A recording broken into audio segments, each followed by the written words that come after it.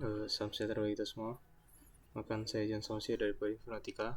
NIM saya sudah satu. Jadi sekarang saya akan menjelaskan tentang praktikum 7. Di mana pada praktikum 7 ini kita diminta untuk membuat sebuah aplikasi tulis, di mana aplikasi tulisnya ini bisa menangani network error dan input error.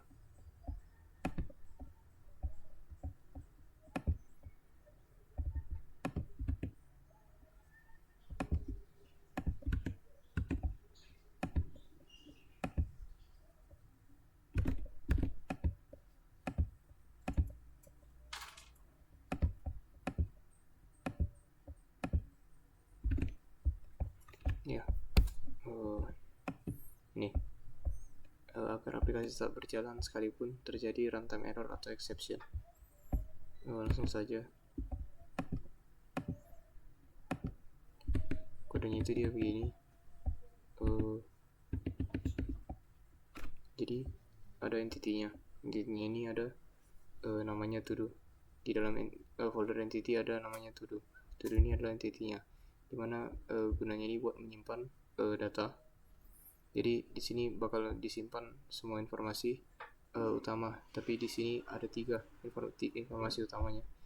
Itu ada ID tugas, judul tugas, sama sudah selesai. Kalau di tugas ini gunanya buat nomor identifikasi kayak ID-nya lah buat setiap tugas. Kalau judul tugas itu dia namanya, setelah sudah selesai itu dia statusnya, apakah dia sudah selesai atau belum. Terus ini ada fungsi, ada konstruktornya, sama fungsi setter dan getter.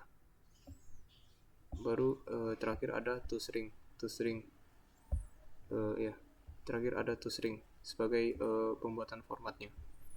Selanjutnya ada exception. Jadi folder exception ini gunanya buat pertama-tama dideklarasikanlah ada kelas namanya invalid input exception. Jadi ini gunanya kayak buat menangani kalau misalnya inputnya itu invalid. Kalau misalnya kita di sini kan dia ada extend runtime exception. Artinya dia invalid input exception ini dia jenisnya itu unchecked exception. Jadi kita itu tidak diwajibkan oleh compiler untuk menangkap dengan try catch. Ya. Terus ada juga ini ada invalid input, di mana parameter ada method invalid input exception di mana parameternya itu string message. Jadi ini tuh konstruktor yang bakal kita pakai kalau misalnya kita mau throw kesalahannya. Terus ini dia nanti di metode ini dia bakal menerima parameter string message yang berisi pesan kesalahannya. Terus ada super message di bawah ini. Ini gunanya buat memanggil konstruktor dari runtime exception dan meneruskan pesan yang salah tadi ke dalam sini. Ya, sebenarnya tujuan utama ini biar kesalahannya ini dia bisa disimpan di dalam objek exception-nya. Terus nanti dia bakal diambil lagi pakai method get message. Terus itu dulu repository. Ini cuman interface aja, interface deklarasi dari to do repository.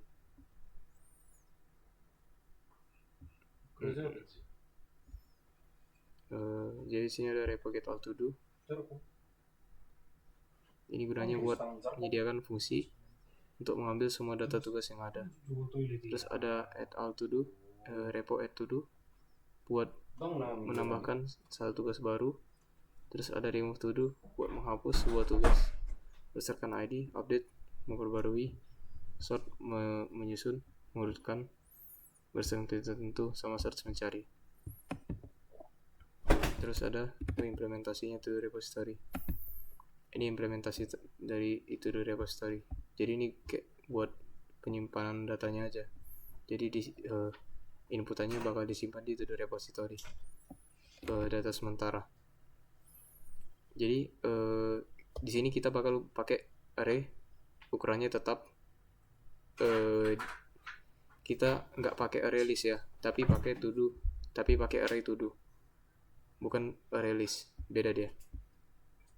Jadi di sini kan ada ukuran maksimum kan, for private static final integer. Inilah kayak gudang penyimpanannya itu, kayak database. Ini tuh array yang cuma bisa menampung maksimal 100 to do. Nah, ini kan ukurannya tetap. Jadi kelasnya ini harus bisa dikelola slot kosongnya itu secara manual. Terus ada metode yang digunakan pada kelas ini. Ada ambil daftar tugas saya. Ini gunanya buat mengembalikan array data. Terus ada ditemukan tugas selesai. Ini gunanya buat memeriksa apakah ada setidaknya satu tugas yang sudah selesai. Terus ada ambil ukuran. Ini gunanya buat menghitung jumlah tugas yang benar-benar dalam array. Karena daftar tugas .length dia pasti selalu 100. Karena ini tadi ukuran arraynya kan tadi 100 kita buat, tetap dia. Terus ada repo get all to do, gunanya buat mengambil semua tugas dari array, dan difilter lah. Terus nanti disalin ke array list baru buat dibalikkan. Baru ada repo add to do. Repo add to do ini gunanya buat dicari dulu slot kosong pertama dalam array. Terus ditempatkanlah tugas to do barunya itu di sana. Kalau misalnya arraynya itu penuh, dia bakal menampilkan pesan error, data to do sudah penuh. Terus ada repo remove to do. Ini gunanya buat mencari to do berdasarkan ID-nya. Kalau misalnya ketemu, dia bakal digeser semua elemennya itu ke posisi ke kiri untuk menutupi celahnya itulah yang kosong tadi. Karena kan kita geser ke kiri, otomatis yang kanan kan kosong. Terus dikembalikanlah true. Kalau nggak ketemu, dia bakal kembalikan false. Terus ada repo update to do. Ini gunanya buat mencari tugas berdasarkan ID. Kalau saya ketemu, ini nanti diperbarui lah nama ID, nama to do-nya tadi sesuai dengan inputan kita. Baru ada repo sort to do. Ini gunanya buat mengurutkan bagian array yang terisi. Ini sesuai kriteria lah. Di sini kita bisa urutkan berdasarkan judul atau ID atau status juga bisa. Terus ada search to do. Ini gunanya cuma buat mencari to do aja yang judulnya itu ada kata kuncinya. Terus nanti bakal mengembalikan sebuah array list baru yang berisi to do tadi. Terus to do service ini interface dari to do service, dimana di sini dideklarasikan ada deklarasi dari metode service show to do, service add to do, service remove to do, service update to do, service search to do, service sort to do, dan get to do by ID.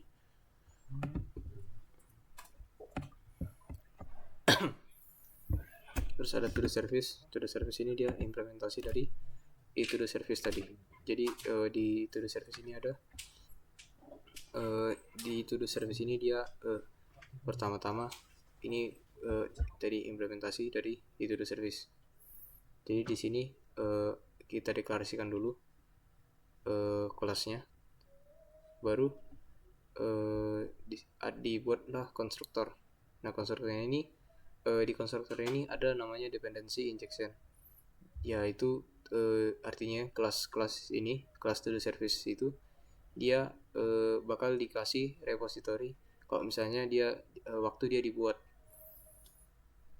Terus ada metodenya service to do, gunanya ini buat mengambil data dari repository, terus diformat lah dan ditampilkan ke terminal ya. Terus ada service add to do. Service add to do ini gunanya buat membuat objek to do baru. Sama kalau kalau misalnya kita tekan X, dia bakal batal. Terus ada service remove to do. Service remove to do ini dia gunanya buat buat menghapus lah, menghilangkan tugas ke repository, kayak dipindahkan lah tugasnya ke repository. Kalau misalnya repositorinya itu ada gagal atau misalnya dia nggak ditemukan, dia bakal meng-throw invalid input exception. Ini nih kenapa bakal di throw invalid input exception. Ini biar dikasih sinyal ke view kalau misalnya input ID itu dari pengguna tidak valid. Terus ada get to do by ID juga sama, ini sepaket lah, remove to do sama get to do by ID. Terus ada update to do ini gunanya buat mendelegasikan, kayak memindahkan perintah pembawaan data ke repository. Terus ada search to do ini gunanya buat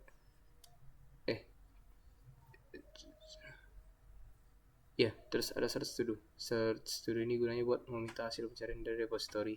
Kalau misalnya ada data yang cocok, itu bakal ditampilkan. Kalau misalnya nggak ada, dia bakal menampilkan data to do tidak ditemukan. Terus yang terakhir ada sort to do buat kalau sort to do dia buat meneruskan perintah pengurutan ke repository, biar datanya itu bakal diatur ulang lah berdasarkan kriteria tadi. Terus ada input util, ini buat inputannya aja secara umum. Input util ini cuman buat mengambil input aja dari user. Terus di input util ini juga dipastikan kalau misalnya input user itu dia nggak boleh kosong. Nah, kenapa nggak boleh kosong? Jadi pertama-tama di sini kan ada public static string input string info, ini kan metodnya, metode utama di kelas input util. Jadi awal-awal ini bakal menampilkan pesan lah ke user. Terus dia bakal membaca satu baris teks yang diketik pengguna. Nah, terus diperiksa lah apakah teks yang diinput itu kosong. Kalau saya kosong, dia itu bakal meng-throw sebuah invalid input exception. Nah, ini itu bakal menghentikan eksekusi dan memberi tanda kalau misalnya udah terjadi kesalahan input yang spesifik. Nah, terus habis itu ada juga pesan error. Kalau misalnya terjadi habis dia meng-throw invalid input exception, ada pesan error, input untuk info tidak boleh kosong. Kalau misalnya dia nggak kosong, cuma inputnya aja yang valid, kalau misalnya dia nggak kosong, metode ini bakal mengembalikan teks tadi yang tidak kosong tadi.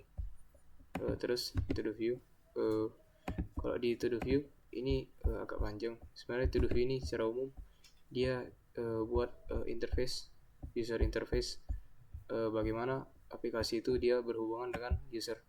Jadi pertama-tama dideklarasikan dulu, terus ada konstruktornya untuk membuat to do view yang baru. Terus ini ada method view to do. Ini ada while true. Jadi dia kode. Jadi di sini metodenya ini akan terus berjalan sampai user menghentikannya sendiri secara manual.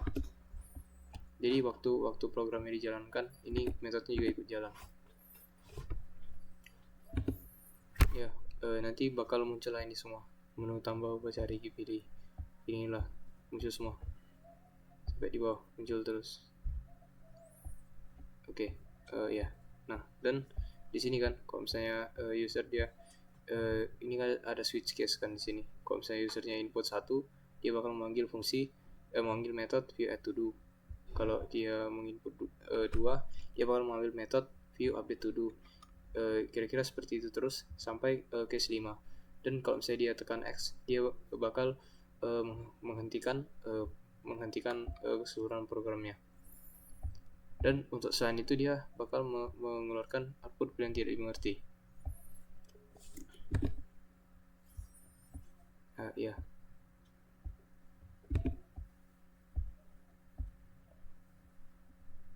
Ya, kira-kira gitulah.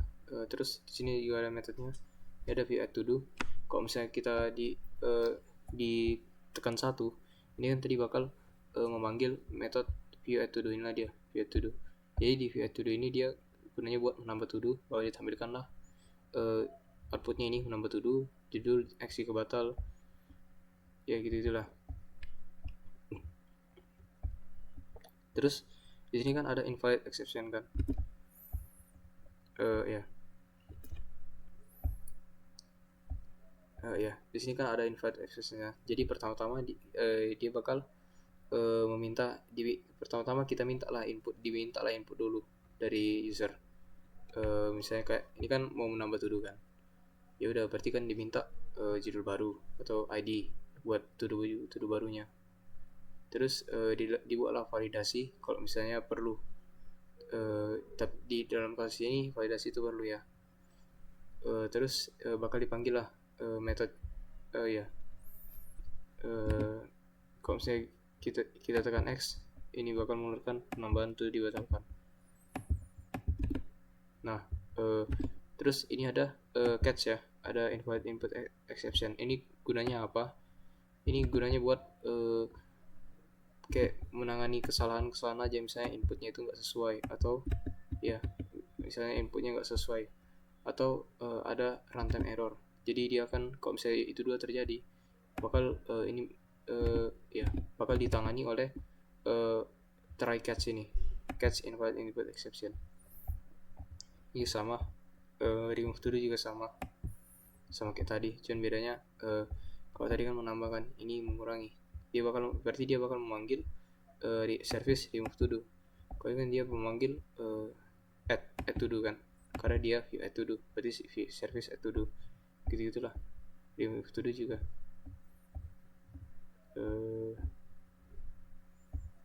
terus ada view update to do, ini juga sama kayak di atas, cuman bedanya kalau view update to do dia buat memperbarui to do ya. Ya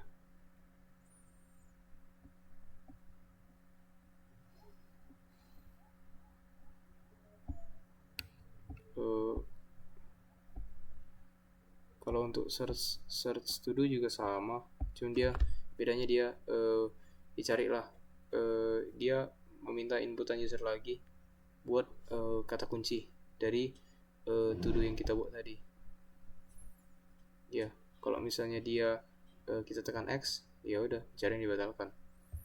Sama ini juga ada error handlingnya buat runtime error atau exception, ini juga ada, bakal dipanggil catch. View sort juga sama, bedanya ini mengurutkan. Terus kalau misalnya kita video ini dia bakal nanya diurutkan berdasarkan ID title atau finish ini status ya. Terus tekan X jika batal, kalau tekan X dia bakal dibatalkan. Nah keluar gini. Kalau misalnya kita tekan yes Y, kalau misalnya kita tekan ya kalau misalnya kita tekan Y, terus nanti tanya urutkan secara ascending. Kalau misalnya kita tekan X ya pengurutan dulu dibatalkan. Kalau misalnya kita tekan Y ya ascending, kalau saya tekan no berarti bukan ascending, kebalikannya. Gitu itulah. Terus ada app Java. Jadi di app Java ini dia fungsi mainnya ini, disinilah semua kelas-kelas tadi digabungkan. Jadi di app Java ini dia ada bakal dibuat lah objek to do repository, di mana ini yang berfungsi sebagai database tadi, tempat penyimpanan data aplikasinya tadi. Terus ada to do service, new to do service ini bakal membuat objek to do service baru dan bakal ditaruh lah to do service baru ini ke to do repository. Jadi service itu dia tahu sekarang di mana dia itu harus menyimpan atau mengambil data, yaitu dari repository tadi, database tadi. Terus ada to do view, new to do view. Ini gunanya buat menciptakan objek to do view baru, terus ditaruhlah ke to do repository. Jadi to do view ini tahu siapa yang harus diperintahkan. Kalau misalnya usernya itu pilih sebuah menu, dia bakal tahu bakal manggil metode apa to do view-nya ini. Terus ada terakhir to do view show to do. Ini kalau misalnya waktu aplikasinya dimulai, itu dia bakal metode view show to do itu bakal langsung dipanggil. Jadi menu-menu yang banyak ini langsung ditampilkan lah waktu aplikasinya dimulai. Ya, waktu aplikasinya dimulai. Nah, ya, terus kalau misalnya kita jalankan aplikasinya dia seperti ini.